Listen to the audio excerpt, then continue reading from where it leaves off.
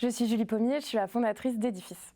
Edifice, c'est une maison d'édition spécialisée BD et romans graphiques qui a pour particularité d'être participative, dans le sens où on lance des campagnes de financement pour éviter la surproduction et pour pouvoir mieux rémunérer les auteurs. Mais ça va au-delà du financement, puisqu'on peut aussi faire participer les lecteurs dans le processus de création. Donc on peut leur faire voter la couverture du livre, le prénom d'un personnage, la décoration d'une pièce. Et ils sont vraiment actifs dans le processus et ils découvrent un peu le travail de l'ombre de l'édition. Cette maison, je l'ai créée il y a 2 ans et demi et en 2 ans et demi, on a créé 8 campagnes de financement qui ont toutes atteint 60%. C'est le premier palier qu'on a besoin pour pouvoir financer une BD, qu'elle puisse paraître au moins au nombre de précommandes. Ensuite, quand on atteint les 100%, on imprime le double pour ensuite être vendu en librairie, en salon du livre, faire de la vente en direct et que les auteurs puissent dédicacer leurs livres en direct. C'est toujours plus sympa. Chez Edifice, les auteurs ils sont payés 16% du prix du livre en droit d'auteur minimum, contre 8 à 10 en moyenne en France. Donc c'est le double de la moyenne nationale. Donc je suis très fière de pouvoir le proposer, même si j'aimerais pouvoir proposer encore plus un jour, mais ça se fera petit à petit. Au niveau de la ligne éditoriale, on est sur des sujets assez engagés. C'est important pour moi de défendre des projets qui parlent de problématiques actuelles.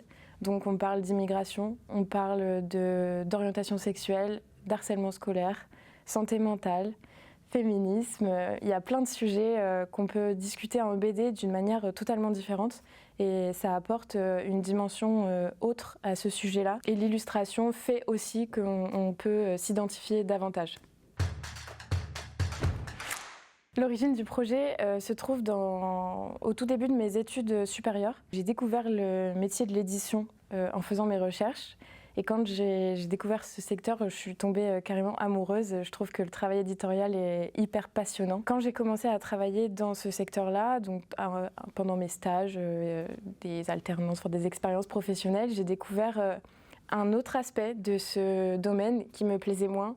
Donc la surproduction, le fait que les auteurs sont vraiment très mal rémunérés et très mal considérés même.